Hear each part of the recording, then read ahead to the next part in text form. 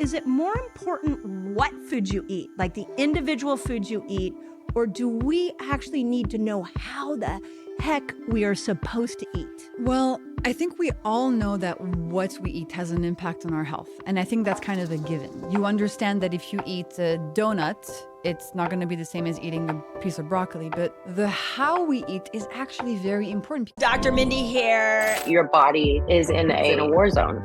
Different parts of the brain get activated depending upon how stressed you are. When you look at it from that inflammatory, That's interesting. I mean, that has some merit to it for sure.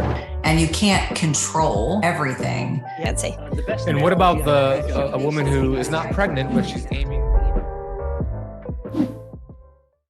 Welcome. I have to start off by just saying this is a conversation that not only did my audience ask me to bring you here and my following, but is a personal one that I could not wait to sit down and go through what we're about to go through. So thank you for being here. Thank you, Mindy, for having me. It's a total pleasure.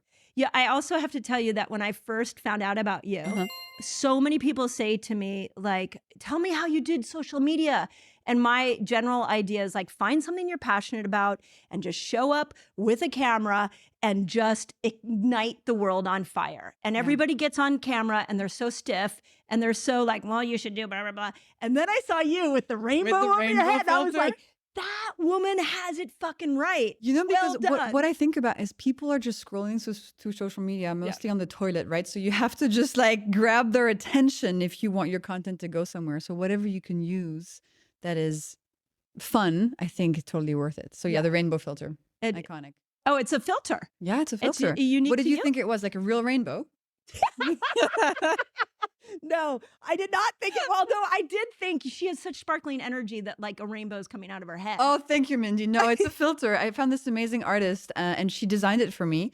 And yeah, it became my little custom filter. Oh my God. Yeah. It's beautiful. It's beautiful. Thank you. So, okay, but that out of the way, I do have to say that after reading your book, watching what you're doing, and you're so in alignment with what I'm trying to teach the world. I've come to this question in my own head. Tell me. Which is it more important what food you eat, like the individual foods you eat, or do we actually need to know how the heck we are supposed to eat? Well, I think we all know that what we eat has an impact on our health. And I think that's kind of a given. You understand that if you eat a donut, it's not going to be the same as eating a piece of broccoli. But the how we eat is actually very important because that donut, depending on how you eat it, when, after what, is going to have a different impact on your physical and mental health. So I think I want to bring into the conversation the how. Right. So that you learn how to eat all the stuff you love in a way that is better for your health. Right. Okay. So did you read the Zone Diet back? No. Yeah. But I heard a lot about it. I heard about it. Okay, so I was just writing about this in my new book that's coming out, and I was talking about my journey with nutrition. And the Zone Diet I read when I was in college. I was a competitive tennis player, and the idea, as you know, but to fill everybody else in, was that when you had a plate, that you would look at your plate and you would say, I want a handful of protein, I want a handful of a carbohydrate, and I want a half a handful of fat. And that you never left that idea in your mind when you put a meal together. What about veggies and fiber? He didn't really talk about that because remember, now this was back, I just recently looked this up. It was back in like the 1990s. And he, back then we were low fat. Yes.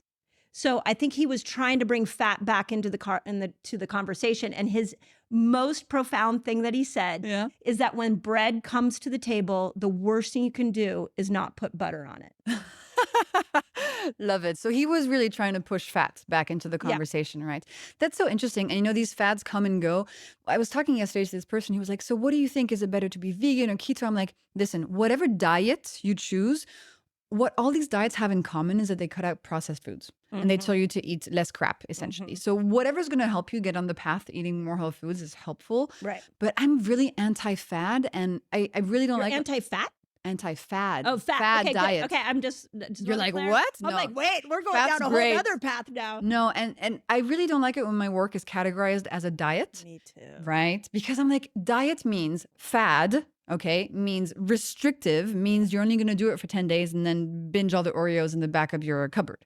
So it's not a diet. And I think you and I have that in common. We're trying to teach people these principles. And to me, the hacks that I share, they're on the same level as brush your teeth, drink water, wear sunscreen, have a savory breakfast, right? Yes. Like to me, that's the public health level at which we're operating. Yes. But every time you hear food, especially as women, we've been bombarded with messages. Yes. The 30-day fad, this, Yes. the 30-day diet, this, lose 5 pounds in one day, you know, lose 30 pounds in 1 hour. I mean, the marketing is wild. Yep. So we really need to go against diet culture that is just trying to make money off your back Yes. and teach people physiology, Yes. how your body works so you can get agency and freedom back. Yes. Okay, so let's go back because I have so many thoughts just on that one thing alone. Let's go all the way back to like the day somebody's born. Okay, I have this philosophy in my own head that the day we are born, a human comes out into the world. When's your birthday? When were you born? 10/15, October 15th, Oh, 1969. Is that relevant? I just wanted to know your birthday. I love it. I'm a Libra. Nice. I'm a Gemini, June 16th. Oh, so I don't know who's going to show up here. How this is going to go down. But we come out and everything that we're taught about our health is outside in. So it's, if you're sick, you need a pill. If you're under stress, then we're going to, again, put you on a pill. When you eat for your taste buds. Like nothing is from the inside out. I love this quote from Alan Watts. He said, the animal eats with its stomach. The man eats with its brain. So we are sort of intellectually trying to decide what to eat, but we're not connected to what our bodies really need. Right. So I love that. And I want to add into that something that I know you're really passionate about, which is our taste buds are now hijacked from chemicals in our food. So the human being born today is in really bad shape because of the food quality mixed with this lack of education on how. So I tell you all that to say, if you were to go back to a newborn baby, a new mom, and you were going to teach this new mom how that baby what's the food philosophy that baby needs to know, what would it be? Okay, I would say the first thing that comes to mind, especially relevant for kids and teenagers, is do not have dessert for breakfast. Breakfast is not dessert time. All of the breakfast food that you see today are total man-made inventions that make a lot of money to the food industry. But this breakfast cereal and the fruit juices and the fruit smoothies and the granola, and that is Go-Gurt. dessert. Yeah, that is dessert, right? Breakfast is a normal meal. So breakfast should be savory. And then I would also tell this mom, listen, your kid is going to grow up in a world where quote unquote processed and bad junk food is everywhere. So you need to teach your kid to maximize the pleasure they're going to get from the donut, because everybody wants something sweet once in a while, but you have to teach them how to eat that in a way that's going to be less harmful to their health.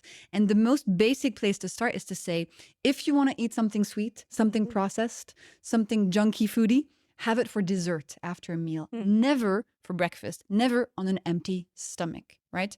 So you're pulling sweet out of the meal. Exactly. I'm taking sweet out of breakfast. And then I'm saying, if you want to eat something sweet, it should be at the end of a meal for dessert, never on its own, never first thing in the morning, because that way you're getting the dopamine hit, which is this innate reward system. You know, we get a hit of this pleasure molecule when we eat something sweet. That's right. But if we have the sweet thing at the end of a meal after there's already other foods in our stomach, we're going to reduce the glucose spike from it. And it kind of aligns so perfectly with this concept of we need to give our body more rest from eating, more fasting windows, which is why instead of having, for example, a sweet snack at 4 p.m., which is what I did every day coming home from school, don't do that. Have the sweet thing after dinner or after lunch, not in the middle of the day at random times where the sugar is going to arrive so quickly into your bloodstream and create a spike. Yeah. So when I was in clinical practice and was sitting down really trying to change people's behaviors around food, breakfast was the hardest behavior to change. I know, girl. Because the two things everybody wanted to eat was have a glass of orange juice and a bowl of cereal. Yeah. And when I would say we're going to take that out, I mean, this is how I stumbled upon fasting. I was like, let's just take breakfast all out. You're like, I can't deal. Just cancel breakfast. It was definitely that. It was out of like, let's cancel breakfast because people couldn't get breakfast right. Yeah. So give me an example. If I was to eat breakfast, what would be a good breakfast for glucose? So breakfast should be, or by the way, the first meal of your day, no Yes. matter what time it is. Thank you. It can Yes. be 6 a.m. It can be 4 p.m. I Right. do not care. The meal that will break your fast Yes. should be savory, should be built around protein. Thank you. Have some healthy fats and fiber in there. You can put some starch in if you want, but just for taste, right? You can put a slice of bread, you can put some potatoes, you can have some oats, but just for taste, Right. never as the main character, okay? The starch is not the star of your break fast meal. And then if you want to eat something sweet during your breakfast, you can have some whole fruit. But again, for taste, okay? So the worst breakfast for your glucose levels would be glass of orange juice, oats with honey, Oatmeal. and oatmeal. Oh, yeah, for example. God, the freaking oatmeal. Everybody does that. And so, and I think people don't realize that if you change your breakfast to something that keeps your glucose levels steady, you will feel so different. Your mitochondria will make energy more effectively. You're going to be less cravings, less tired throughout the day. You're going to have fewer cravings. It will truly transform who you are as a person. It has that deep of an impact. Agreed. To me, it's, you know, when in the movies somebody walks through the mirror and goes to the parallel universe, it's like you have the sweet breakfast universe where you feel like crap all day, and the savory breakfast universe where you're like, oh my God, my brain is clear. I have energy to do stuff that I want to do. It's that transformative. And that's why in my method, it is the first hack you go after. It's the first thing to change. First meal. Yes, the first meal of the day. Okay, so I have a ton of things to say on that because in Fast Like a Girl, Yeah. when Hay House picked it up, I said they wanted to rearrange a few things in my table of contents. And one of the things everybody asked is, do we really need a whole chapter on how to break a fast? You were like, yes. I was like, absolutely. Every single fasting book that has come out, we have not addressed how do you go back into food. And So it's a huge problem. it's a Because huge if problem. you fast for 16 hours and then you have orange juice and oatmeal, you're fucking up your body. Absolutely. Because after a long fast, your digestive system is so empty and so sensitive. Anything you give it is going to go straight into your bloodstream. You have to be super cautious. So agreed. And talk about why more. I mean, I look at that first meal through the lens of the microbiome. So where I want to go in this thought process for all humans is that there's this belief that it's like our human cells that control blood sugar levels, and we like the bacteria is just a nuisance we're going to push aside. But in the research that I've done, it's the microbes that are balancing your blood sugar. So when you go into a fasted state, you are reorganizing the whole train on the inside of the gut, which is helping these microbes. And that first meal you feed them is either going to make or break what you did to your microbiome during your fast. Interesting. Yeah. I don't know much about microbiome research. You will probably teach me more Okay, about this. Great. Teach me. Tell me. Okay, so this is the most current research that I saw is that the microbes actually, when we eat, they send a signal to the liver and they coordinate with the liver through the hepatic the hepatic portal vein. This was the one that I recently, like literally 2 weeks ago, I looked this up. I'm like, this is it. And it tells the liver how to regulate blood Glucose. sugar. Yeah, the liver is the conductor of your Right. glucose levels. But it's the microbes That's really interesting. in the gut that are telling the liver. That's super interesting. So if you feed those microbes Yeah. something that makes them happy, in that first meal, you've now got a better shot at stabilizing blood sugar, which is why I think the apple cider vinegar works so well, because you gave the microbes the fuel they want. Yeah, fermented foods, acetic acid, it's so good. It's not just the microbes though, because even in your stomach, there's already some responses that start and that tell your brain to, tell your pancreas to release insulin, that, align all of your hunger hormones. But it's so interesting that the microbes are actually part of this equation as well. I mean, it makes so much sense. It makes total It makes sense. so much sense, Yeah. which then leads me, of course, my brain goes to women. Mhm. And I'm like, okay, so women that have been on birth control Yeah. for like decades. I sat with so many women who have been on like 10, 20, 30 rounds of antibiotics. and their microbes are completely decimated and they are weight loss resistant. Yeah. And they can't bring back the balance back into their body because of the destruction of the microbes. So from your perspective, when I dove into your work, I was like, oh, she's got the microbe thing down. Yeah, absolutely. Because another thing I talk about a lot is fiber, right? Okay, great. Having fiber at the beginning of a meal, not only does it create this really wonderful mesh on your intestinal wall to prevent, first of all, leaky gut, but also to prevent glucose molecules from arriving too quickly into your bloodstream. Right. And then the fiber is also, your microbe's favorite food. Right. So it's all kind of connected. And what I love about the lens of the glucose hacks is that when you focus on them, so many other things fall into place. Yeah. Glucose is not everything, of course. And you know that. I know that. It's not the end all be all. The main thing, though. It's the main thing. It's for me, it's the main window through which to enter really in a beautiful, helpful, healing way your food habits. Yep. You see, so the fiber hack is the following. I explained that when you're going to have a lunch or a dinner, or by the way, it can also be a break, fast meal, whatever time that is. It's always very helpful to start with vegetables because vegetables contain fiber. And when you have fiber at the beginning of a meal, this is very important. At the beginning of the meal, the fiber in the veggies has time to coat your intestinal wall and make this really protective mesh that then slows down any glucose molecules coming down later from pasta or cookies or whatever during the meal to make their way into your bloodstream too quickly. And also it impacts your microbiome in this really beneficial way. So if you're fasting for a long time, actually, yes, your meal should be savory, but if you can, on top of that, have your first mouthfuls be vegetables with fiber, it's going to be, the rewards on your blood sugar are tremendous, right? And you're going to extend the benefits of that fasting for so much longer if you do this. Yeah, and 1,000% agree. And that is one thing that I really have been trying to emphasize is this metabolic switch. Yeah. That and this is why our work is so beautiful together, because what I feel like I really tried to do is teach people like, let's come on over here and just take some breaks.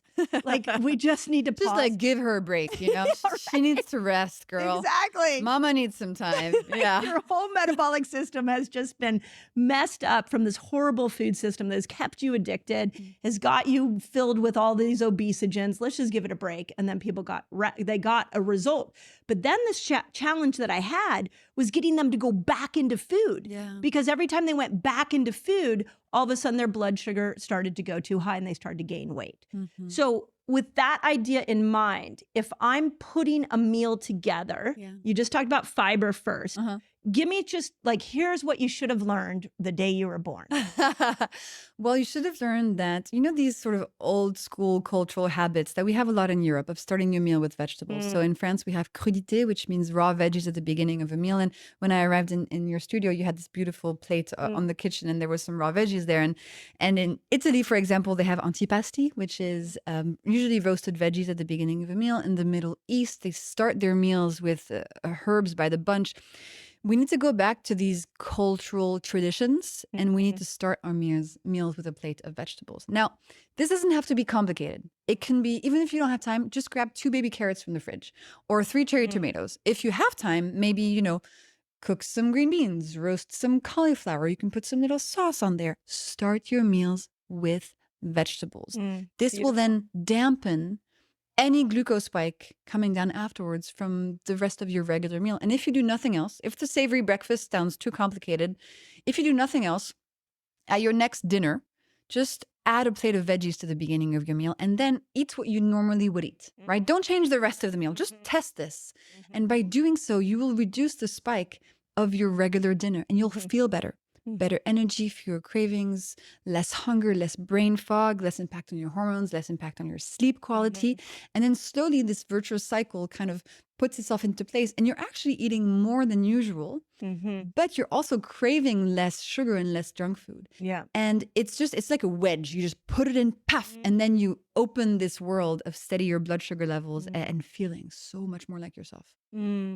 Oh, I love that. And you know where my brain goes Yeah, to? tell me. Just from like sitting with so many people, this is literally what I think somebody would say or listening would say, but what if I don't like veggies? I think you can find recipes that you'll like. Try a broccoli soup, with some cream in there. Try some roasted cauliflower with some tahini and Parmesan. Like, come on.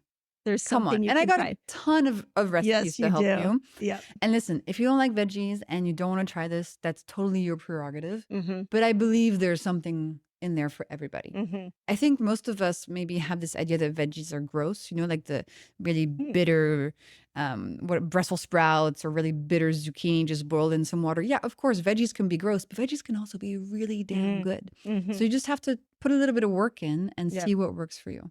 And I have a belief that your microbes, we're back at the microbes. I'm a little mildly obsessed with the microbes right now.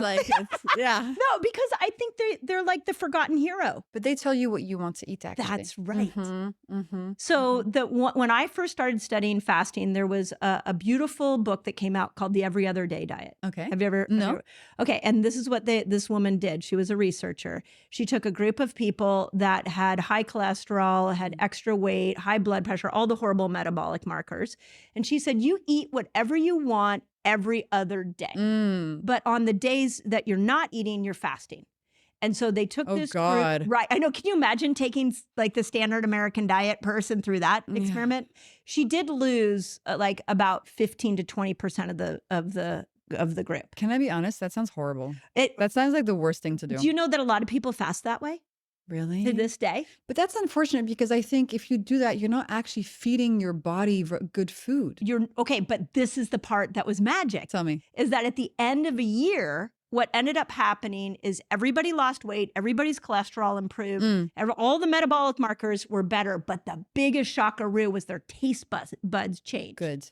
And so they started making smarter choices. That's great. And so this is why I'm such a fan of feeding your microbes, is because they control your taste buds. Completely. So if you take somebody who has a massive sugar addiction, and in your experience, you start giving them fiber at the front of every meal, Yes. feeding those microbes, what have you seen as far as their cravings in what period of time? Well, in a few days, the cravings for the chocolate bar at 4 p.m. dissipate. And I'm sure there's a microbe angle, but also what I know is that there's a big glucose angle in the sense that if you reduce glucose, so every time you eat too many carbs or sugars, you experience a big blood sugar spike and then a drop. And that drop has been shown to activate this craving center in your brain, telling you like, Mindy, eat some ice cream. Eat some ice cream. I've And you had can't resist that chocolate. voice. It's usually chocolate. Chocolate, okay. Those microbes. And that is the craving center in your brain telling you to find something sweet because your blood sugar levels are low.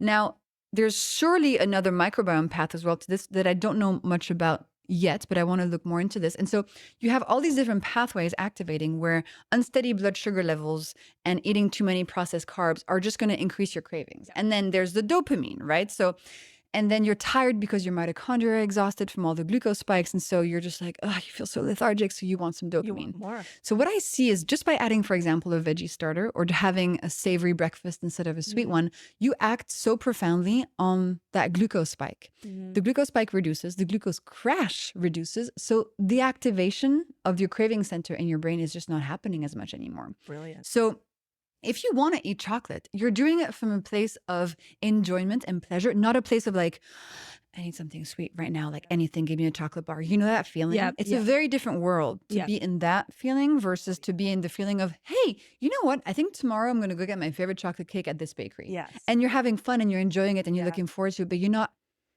a victim. You're not controlled by the urge. And that's what happens when you steady your glucose levels. It's like an empty hole is what I've noticed. Like people are just eating. And even in the research that I've seen, that dopamine in people that are more obese, they actually don't get the same enjoyment out of their food that their dopamine, because they're just so dopamine saturated. Yeah. And how I discovered that was looking at the 48-hour fast, which is a dopamine reset, because the research shows is that all of a sudden these new dopamine receptor Receptors? sites open up. That's fascinating. And I found that through the lens of looking at the research on people who are obese. And it honestly gave me a whole new level of compassion for the person who struggles to lose weight, because they are not getting the same dopamine hit. They're not filling up. And so they're just eating and eating and eating, trying to help themselves feel normal like they did years ago. This idea that if you're fat, you're lazy is such bullshit. It's total bullshit. Everybody wants to be healthy and feel good. Nobody's doing this on purpose, feeling like, oh, I want to fuck up my body. We are all just sort of victims to our physiology, what's going on, our dopamine, our microbes, our glucose spikes, glucose crashes. We're out of control. right? Agreed. But everybody wants to feel good. And then you add to that all these marketing messages. Hey, this product has no sugar added, or this product is vegan, and you're like, oh, that must mean it's good for me. Actually, it's full of processed sugar and processed carbs, and it's making you sicker. Yeah. So we are kind of in a situation where people are locked into this place of, I want to feel better, but everything around me is giving me bad information, and I'm just feeling worse and worse and worse. Yes. Which is why going back to physiology and the biochemistry of your body and kind of common sense, like the stuff I talk about, it's common sense. It's super common sense. It's super common sense. But now we have the science to understand why it's so good. Yeah. And then I want everybody to go back to this common sense stuff. Yeah. But it's a lot like the work that I'm doing, where what I hear, and I'm sure you hear this all the time from people, they go, God, that just makes sense. Yeah. And I think we've just so overcomplicated food. So, and we've just taken all the power away from the person. For sure. So, okay, fiber being what I just learned in that very long discussion. And thank you for going down the geeky path of science with me. Okay, what's next? So fiber for sure. Okay, so the most important hacks are savory breakfast, fiber first during lunch or a dinner. Then another one I want to mention is vinegar, because that's quite interesting and it's good for your microbes because it's fermented. So vinegar, everybody has vinegar in their kitchen. It's everywhere. It's a very common ingredient. Yeah. But recently, scientists have discovered that it has an amazing impact on your glucose levels. And vinegar contains a molecule that I love. It's called acetic acid. And acetic acid is awesome. When you have a tablespoon of vinegar in a tall glass of water before eating, and it can be any type of vinegar, okay, whatever, apple cider, white vinegar, just avoid the very Italian syrupy balsamic glaze stuff because that's full of added sugars. Well said. Yeah, but any kind of standard vinegar, the acetic acid in there will slow down the digestion of carbs. So you have the vinegar before having a meal, and any carbs in that meal will turn to glucose molecules more slowly. That way you're still eating the stuff you like, but with less impact on your glucose levels. Therefore, less creation of this addiction cycle for the rest of the day, less impact on your mitochondria, less impact on your brain, on your hormones, etc. Yeah, so that's another really easy one. So it's literally like a tablespoon of vinegar, big glass of water before eating a meal, about like 5 to 10 minutes before. Okay. And to your earlier question, what if somebody doesn't like the taste? Yeah, well, I know. I was going to say. First of all, you don't have to do it if you don't like it, right? I'm just sharing the science, like live your life, no problem. You can also use lemon. Lemon doesn't have acetic acid. It has citric acid. It doesn't work in the same way, but it's still a little bit powerful on your glucose levels. And then here's the thing. You can also combine the vinegar hack and the veggies first hack. You could make a nice little salad with some vinegar dressing on it. Yeah. And that's the best way to start your meals. Yeah. Now you've combined veggies and vinegar. Now your gut is lined. You've got the acetic acid in there protecting you. Your microbiome is fed. And you're going to have a much better time for the rest of the meal and the rest of the day. Yeah.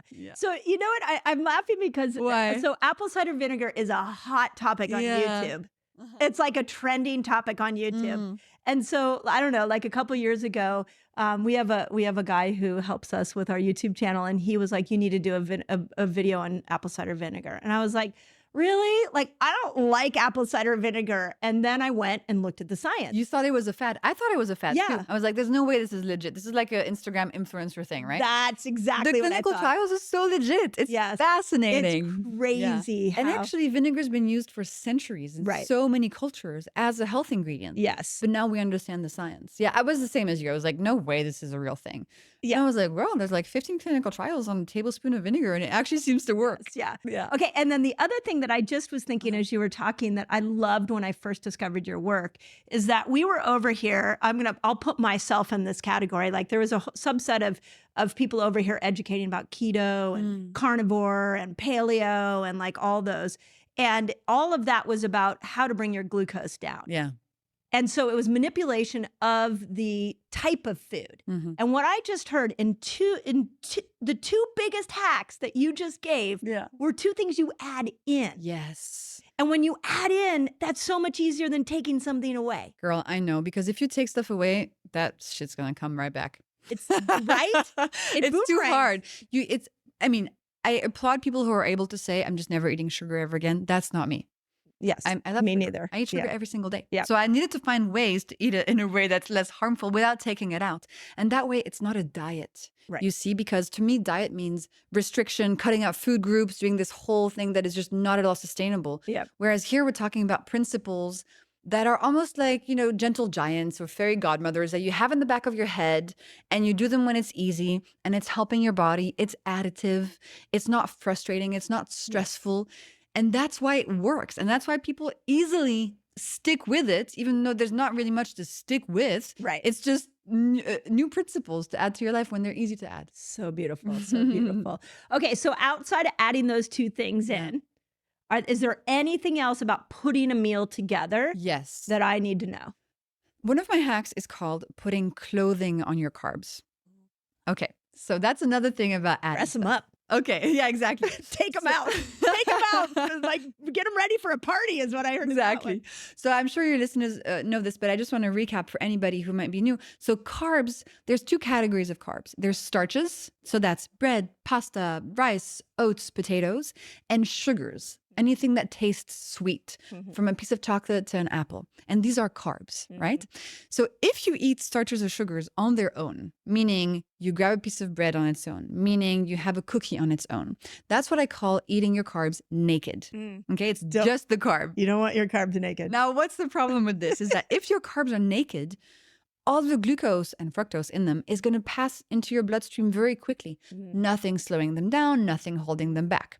What you want to do in the case that you want to eat some carbs like this on an empty stomach is you always want to add some clothing to them. Clothing meaning protein, fat, or fiber. Okay. Let me give you an example. If you want a slice of bread, add some avocado to it. Yeah. If you want a cookie, have 5 almonds with it. If you want a slice of cake, add a Greek yogurt. Right? Always add these other molecules that are going to coat the carbs and slow down the digestion and slow down the speed at which they arrive in your bloodstream. You're still eating the carb, but it's arriving more slowly into your blood. Therefore, it's creating a smaller glucose spike. And that is the whole concept. Slow down the speed of the glucose arrival because that way your body undergoes way less stress. Because when glucose arrives really quickly, like bam, first of all, inflammation goes up. Your mitochondria freak out and not able to make energy effectively anymore. Insulin goes like, oh my God, we have to get this out of the circulation. And your whole body is on high alert. Whereas if you give it the same glucose more steadily, everything works much better. And then you don't have the crash as well, which would create even more cravings. So well said. And can you just we fill people in, like, you literally just described insulin resistance.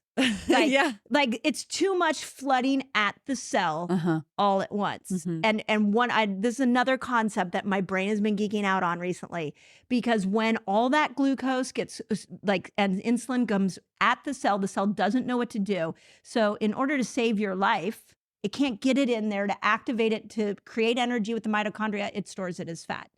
Yeah, pretty much. So one example, okay, let me explain insulin resistance in the way that I think is really easy to understand. So every time you have a glucose spike, your body knows that spike is harming it, okay? It's creating inflammation, aging, etc. So your pancreas releases insulin. Insulin is amazing. Her job is to grab the excess glucose floating around and store it in your liver, in your muscles, and in your fat cells. Therefore, it brings down the overall level of glucose. Now, here's the thing. Do you drink coffee, Mindy? I do. Okay. So the first time I had a coffee, I was like 16. And I had a cup of coffee and then I stayed awake for 2 days. It was like, this is the strongest thing I've ever tried in my life. But then after a few months of drinking coffee every day, like, give me 4 more. Exactly. I was like, 4 coffees barely woke me up. What had happened? My body had become habituated or resistant to caffeine. I needed more and more of it to get the same effect. Now, your body experiences the same thing with insulin. Over time, as insulin rushes in to grab the excess glucose, your body becomes resistant to it. So your pancreas needs to push out more and more and more of it to bring that glucose down. And then over time, your insulin levels start rising. Glucose levels can no longer be controlled properly, so they start rising as well. And that's insulin resistance. It is literally your body becoming less sensitive to insulin. And why is this a bad thing? Because insulin resistance is type 2 diabetes. So when it gets to a point that is quite bad, it's called prediabetes. And when it gets to a point that's real bad, it's called type 2 diabetes. But these conditions are not genetic. They're not something you can't do anything about, right? If you reverse the insulin resistance, and fasting is a really good way of doing this, then you're going to reduce your insulin levels, reduce your glucose levels, and then put your diabetes into remission. So that's the way that I like to conceptualize insulin resistance. Does that make sense? It makes total sense. And two things I have to say on that. First, you're the only other human I've ever met that gives a pronoun to hormones. Yeah. I have been walking around saying that I feel like I'm estrogen, progesterone, and testosterone's PR person, because I always say, estrogen, this is what she wants She's you to know. amazing. She's Yeah. amazing. She wants you to know this. This is what, and I just heard you give Yeah. insulin a pronoun, and you made it a her. Yeah. Thank you. She's a her. Fiber is also a her. She's a superwoman. I love her. Acetic acid, I think he's a he. I don't know, but I dig him. So we can discuss this.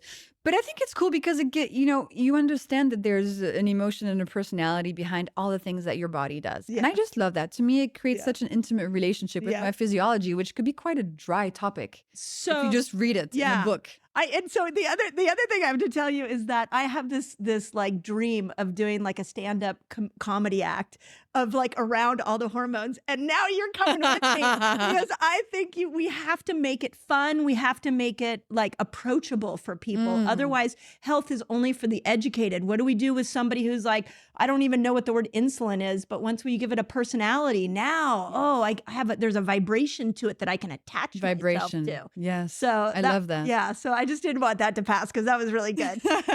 Okay. Second thing, I don't want people to miss what you just said. And this is the thing that we have seen in the fasting world over and over and over again, that your genes do not have to predict your future. And when it comes to prediabetes, diabetes, Alzheimer's, dementia, all these situations that are so largely accelerated because of the mismanagement of the metabolic system, we have to remember you're in control. Completely. And a very easy way to grasp this is to look at studies done on identical twins. Identical twins have the exact same DNA to the letter. They look exactly the same, but one of them can get type 2 diabetes while the other one can be perfectly healthy. And it just goes to show that your environment, your food, your exercise, your stress, your chemicals, your emotional, everything, that's what's going to impact whether you get a chronic disease or not. And my favorite thing to receive in my messages is messages from people showing me, this was my lab work a month ago, and this is my lab work now. I've reversed my prediabetes. My doctor cannot believe it. Yeah. Oh, we get those too. My doctor's like, how did you do this? And so I think it's so cool because, doctors also want to see their patients get better, and we need to give them easy support and material, like my graphs, for example, Your graphs to are great. educate their patients in an easy, simple way. And so I love working with medical professionals who are using on my work with their patients, and that brings me a lot of joy. Yeah. So that actually leads me to the next question that burns on my heart all the time, which is, why aren't we teaching lifestyle? And when I sit with doctors, what I hear is they don't have time. It's like they don't have the time to sit and go into the detail and do the graphs and that like you're seeing, like you're showing, which the problem with that is if it doesn't come out of the doctor's mouth in a appointment where somebody's in crisis, if they don't say, hey, let's look at your glucose levels from a lifestyle perspective, instead they're given a pill, we have more confusion. So when it comes to the things you're talking about, how do we get people to understand that it's lifestyle first, medication second in many cases? That's a very complex question. I know There's it is. so That's many why things you were the going one on. to answer it. Well, first of all, I think it's clear that in medical school, doctors are trained to be very good at treating and diagnosing, right? That is their core competency. But that's not the same job as helping somebody with their lifestyle everyday habits. It is just not the same. So I think we're confounding things a little bit. Like, a doctor is an amazing person to give you medication, to solve something, to do surgery. I had back surgery, thank God for modern medicine. Otherwise I would be paralyzed. For acute things, it's amazing. But when it comes to lifestyle, I think we need to go see other experts who are specialized in lifestyle and in habits and in behavior change. It's just not the same job to me. Yeah, agreed. And then how do we do it? Well, listen, I work with a lot of great doctors who support my work and understand that as a scientist, I have time to look at all the latest studies. Doctors are so busy. Yeah. There's no way they're reading studies every day. No way. And so it's amazing to be able to partner with doctors and to be like, hey, my job is to read all the latest studies, give you all the information, make it easily digestible for your patients or clients, and then you can just give them this stuff. That's right. So we need to create more of a team system. Yeah, agreed. I think. Agreed. And then, I love teaching people on an individual basis on Instagram, in my books. And I think as a scientist, you do have some credibility. People do trust that as a scientist, I understand the science. know what so you're that's doing, great. yes. I don't have any patients. I don't have any clients. I don't prescribe medication. Like that is not at all what I do. Right. I just teach people how their body functions physiologically. Yeah. So that's the individual, like sort of bottom up approach. And then I think another big problem we have is just the huge incentives from the pharma and food industries to keep people sick and hooked on the processed foods and on the medication. Great. So we need more regulation. We need to remove the cartoons from the cereal boxes. We need to regulate advertising junk food to kids. Yes. We need to prevent food companies from saying on the box, no added sugar, if it actually has 30 grams of sugar per serving. Yeah. So everybody needs to work together. Yeah. I don't have the ultimate answer, but we just got to keep pushing. You think we're ever going to change that? Yes. You do? Okay. Yes, Mindy. I Look, love 100 hearing years that. ago, women couldn't have a bank account. There is progress in society, and you can become cynical and say, oh, we're never going to be able to do it. But I'd rather be in the arena, have hope, try to push stuff versus sit back and say, meh, it's fucked anyway. Yeah. It's just a personality thing, I think. No, I love that. And I go back and forth. I have some days where I'm like, I think we can make progress if we all get educated and then we vote with our dollars. Yeah. We stop buying the things that are destroying us metabolically. And then I have other days where I'm like, I listen to what you're saying and I'm thinking, yeah, big pharma and big food, they're in bed with each other. Totally. And they totally can benefit from poor health. Yep. And there's no financial incentive for humans to be healthy, which is, again, why lifestyle has to be something that we continually talk about, because that's where your control shift I is. think we can work with the big food companies to make better products. I hope so. Because I understand, they're profit driven. They need to make money for their shareholders. That makes sense. But I think you could do that in a way that's better for people. Right. And we've seen this happen over and over again. They do jump on trends, Yep. but I think it's done slightly in a not very good way. Yep. But yeah, I have a lot of hope, thankfully. Otherwise, I would have a really bad time if I was just really sad about my work all the time. Yeah, that's true. That's true. So, okay, I want to dial it into women for a second, because this is another geek out moment that I spent years studying and we're now seeing in our community. And that's that estrogen and progesterone, the two major sex hormones for a woman, although testosterone is important as well, but they respond very different to our glucose levels. So you take something like PCOS. PCOS can lead to infertility. We're just going to put it in that category. It also can cause testosterone to go high. But one of the challenges in PCOS is insulin resistance. Yeah. I have seen in Fast Like a Girl, I have a whole PCOS protocol that if you just start fasting, you start to clean up that system and all the symptoms of PCOS go away. Yeah. I believe that's because that's what estrogen wants. She wants glucose to be low. She wants you to be insulin sensitive. Yes. Progesterone, she's like her twin sister. And she is like, looks the same. We call her the same thing, but she doesn't want your glucose to go low. She actually wants glucose to go higher. And this is based off the research that I've seen and what I've seen in the fasting world. When women fast too much, when women go keto too much, when women, stressful for the body. it's too stressful for the body. So progesterone goes away and then she loses her cycle. Yes. And I also, and let me say one more thing, and then I'm really curious your opinion on this, because I also know that progesterone, the reason we crave carbs the week before our cycle starts is because progesterone wants glucose to be higher. girl, the week before your cycle, you can eat the exact same food and it's going to create a bigger glucose spike in your body. That's so right. If the rest of the month you're having, a cookie and it makes a whatever average spike, the week before your period, that same cookie will make a much bigger spike because progesterone is acting on your glucose levels. Now, what does that mean? It means one, bigger spike, but then bigger drop, which means more activation of the craving center, just adding fuel to the fire. So the week before your cycle, it's so important to do the hacks. And then on the PCOS thing, so when you have insulin resistance, too much insulin in your body tells your ovaries to produce more testosterone.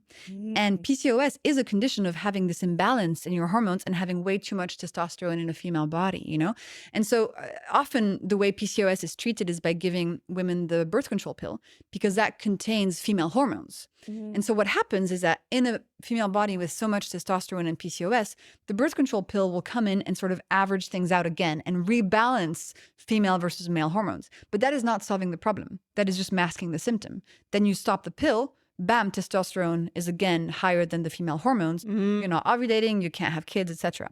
We need to solve the underlying insulin resistance issue. By the way, some PCOS actually presents without insulin resistance, but in many cases, they go hand in hand. Right.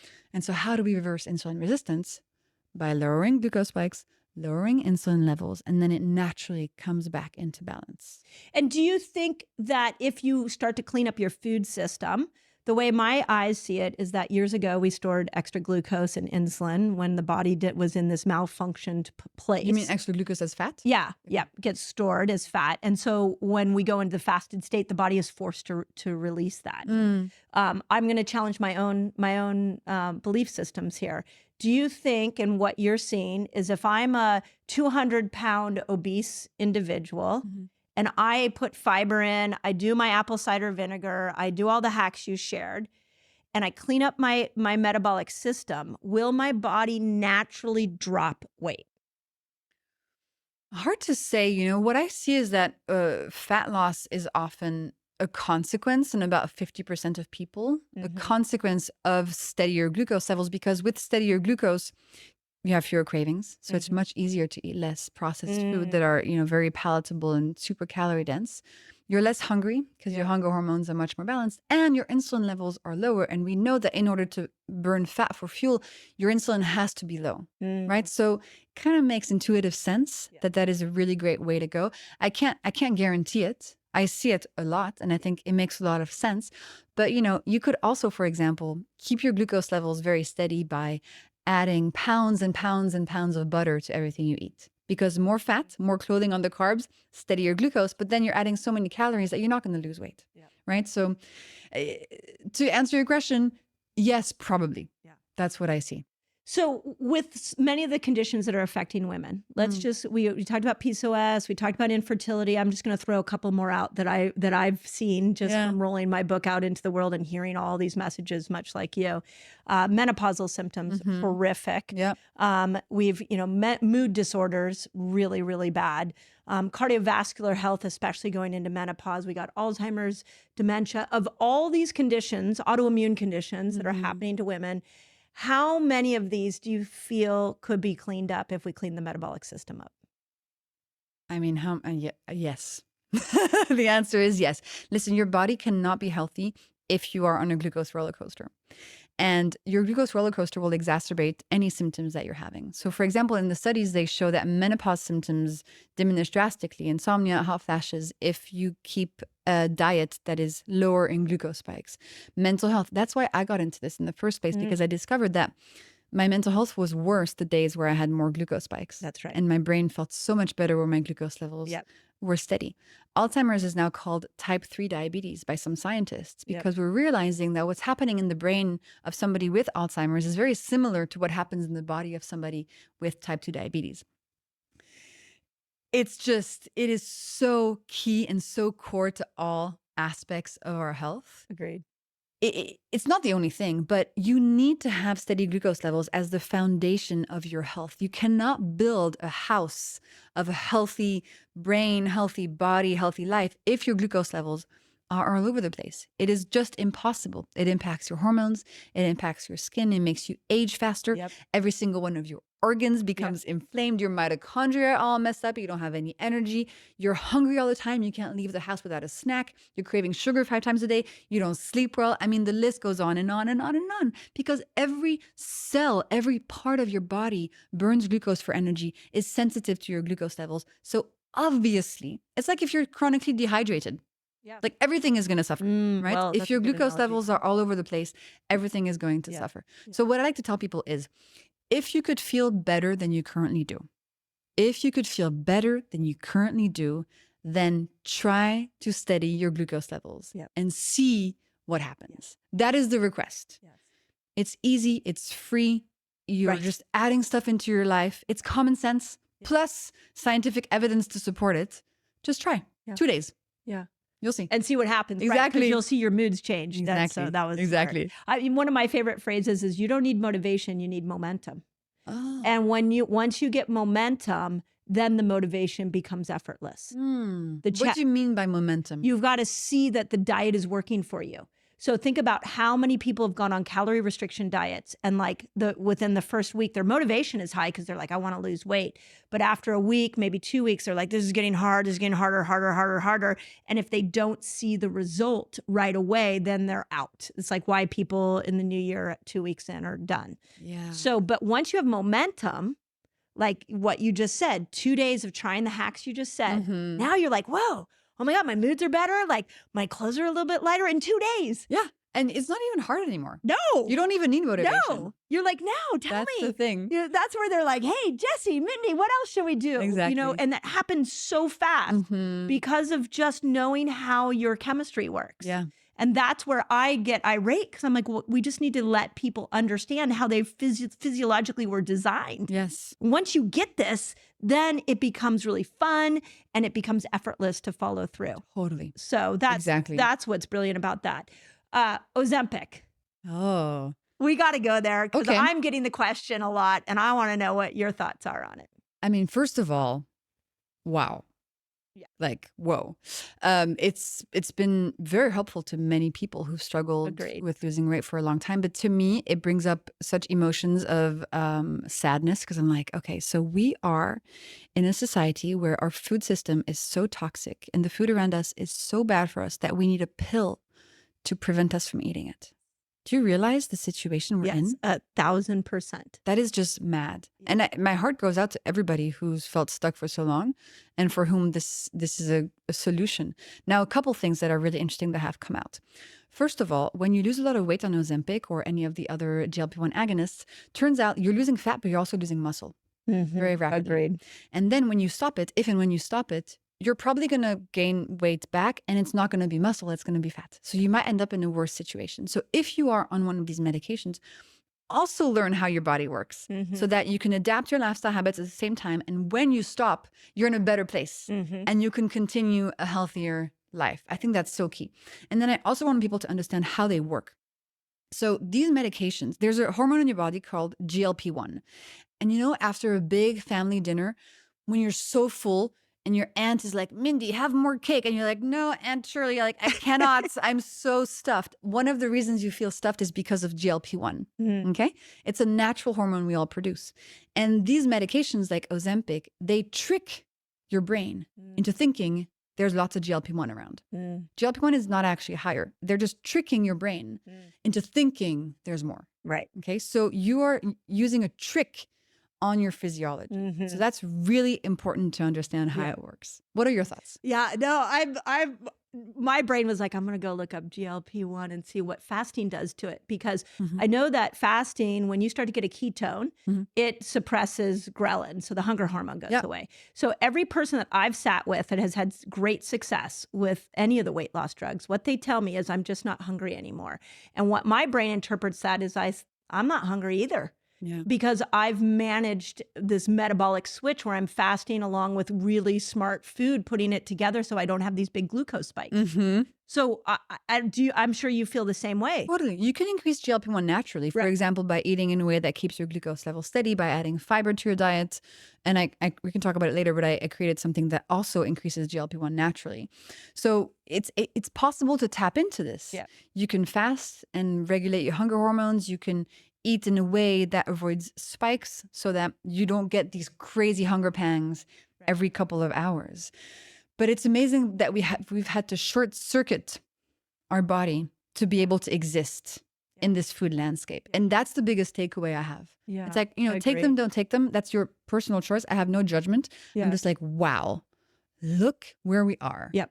Thank you. Like, look around. Yeah. Holy crap. Thank you. Because that's what I feel as well. And I feel that's what we're not discussing. Yeah. So everybody, I feel like we've got two sides of the conversation. Some people are like, yes, it is the quickest way to create this metabolic shift and get people to lose weight that we're on the path to actually dying. Yeah. And when I look at it through that lens, I go, yep, that makes sense. Give them a pill so they can shift it. Completely. And that's a medical use, right? That's Yes. different than people who actually are perfectly healthy taking it because they want to lose weight. It's a spectrum, you know, it depends on how it's Agreed. being used for sure. Agreed.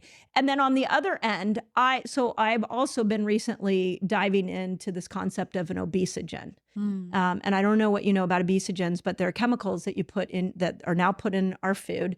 A big one is BHA and BHT. You can just read your labels. You'll see them in there. Aspartame. What about seed oils? Yeah, all the seed oils, Yeah. aspartame. There's a long list of obesogens. But here's what obesogens do, is that they hijack stem cells and they make stem cells start to create fat cells. What? Yes. I'll send you the study. Wow. The one I specifically saw was that it hijacked a stem cell and made it the stem cells that made bone cells in young children. This is in you. Yeah. That it actually makes fat cells Instead of bone cells? Instead of bone cells. Wow, girl. For real? Yeah, it's a huge meta-analysis that I just discovered 2 weeks ago.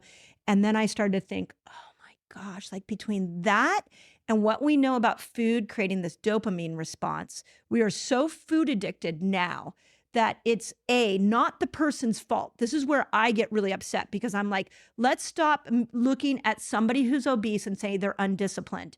They have been chemically hijacked. Yeah, that's just, again, another branch of the marketing. That's right. From the food industry. Right. If you're sick, it's because you're lazy. That's right. not true. Agreed. Right? 1,000%. Yeah. So if people who are listening to this did not get that freaking memo, like get it and understand that it's time to look at your body through the lens of chemistry. Yeah.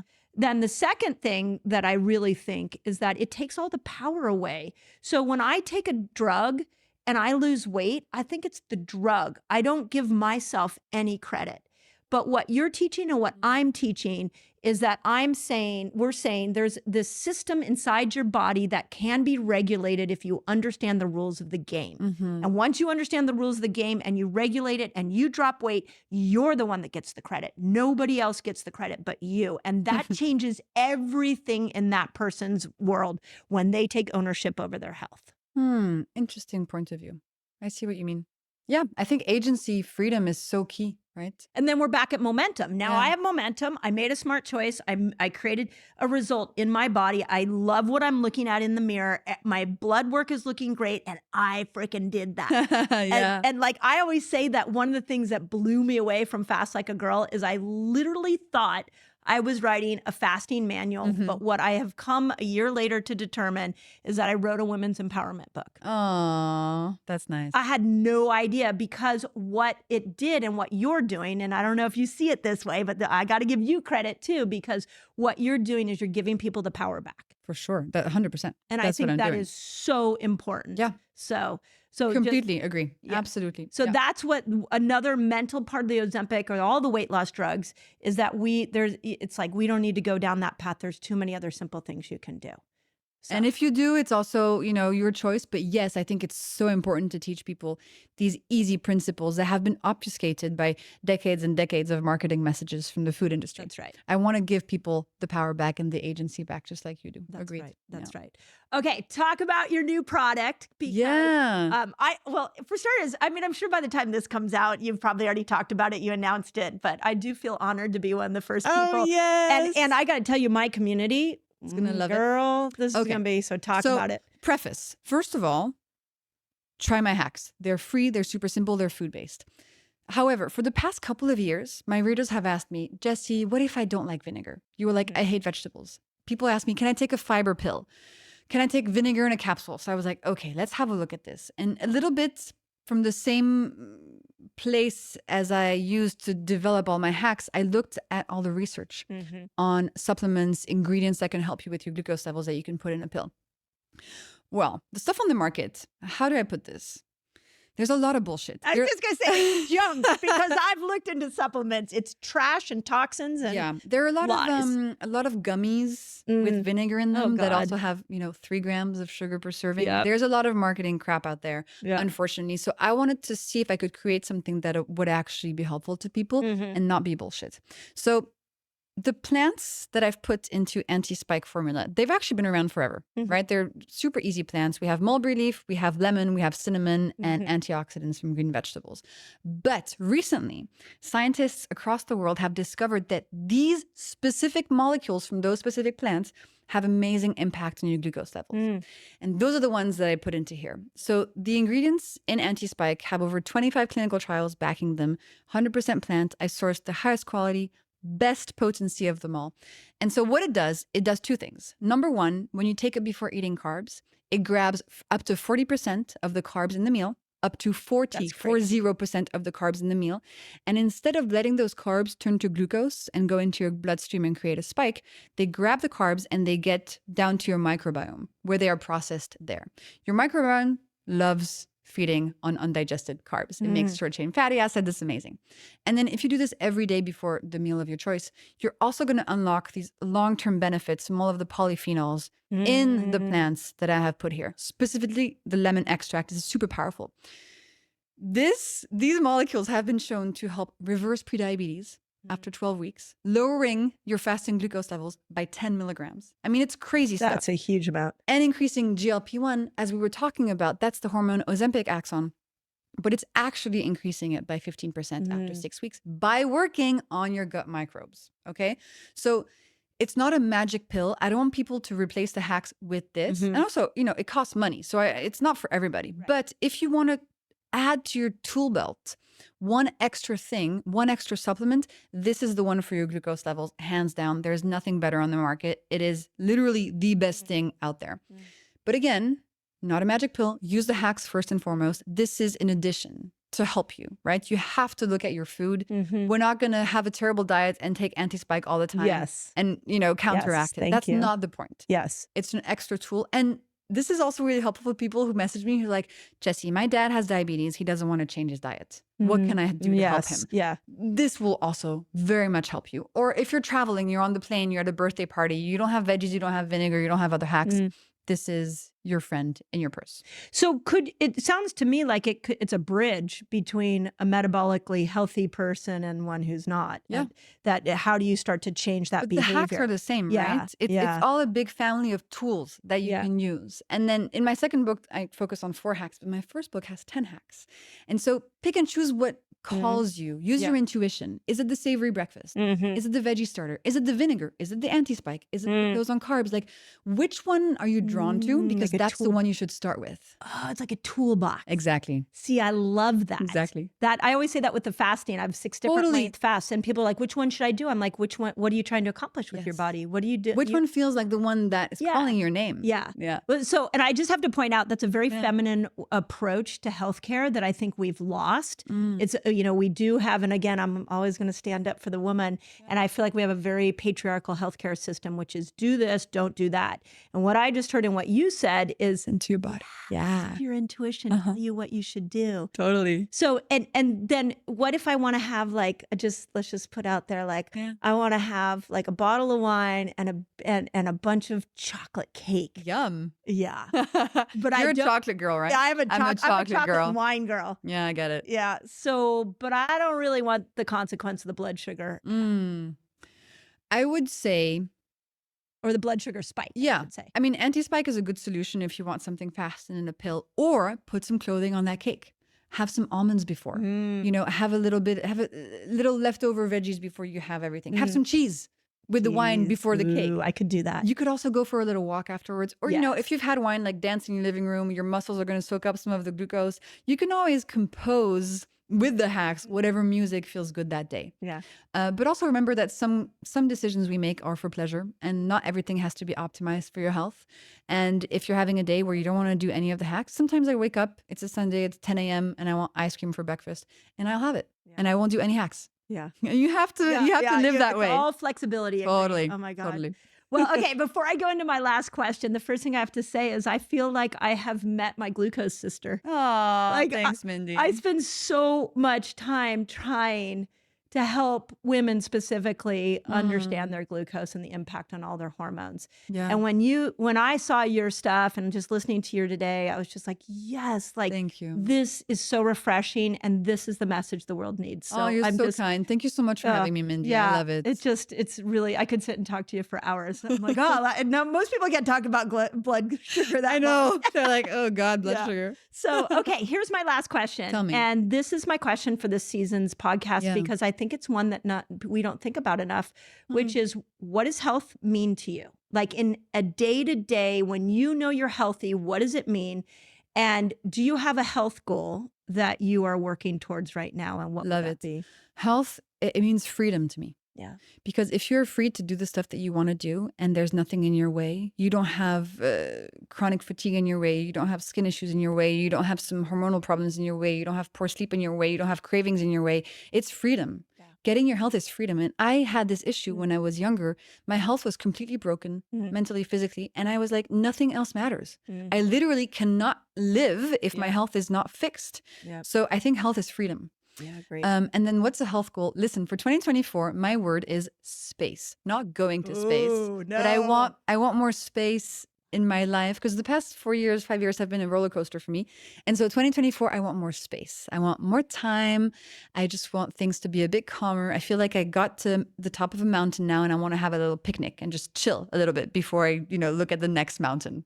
So space. I'm rolling out my picnic blanket and I'm joining you on the top of that mountain, because I thanks, feel Mindy. exactly the same thing Really, about space. space. And when you're delivering a message to the world, it can consume you. Completely. Yeah. Yeah, it's hard. Yeah, it's very really hard. And when you know it's going to impact so many people, but you have to take care of your health first. Yeah. So that's my 2024 mission. So we'll talk again in 2025. Yeah, I'll be we'll like, see. I have a million different projects, and I'll be back climbing another mountain. But for now, it's just space, rest, peace. yeah, Love love it. Okay, where do people find you? Instagram, Glucose Goddess, and glucosegoddess.com with all the info, the books, anti-spike, everything. Amazing. Thank you so much, Mindy, for having me. Everything you're doing. It's incredible. Thank you for the conversation. Yeah.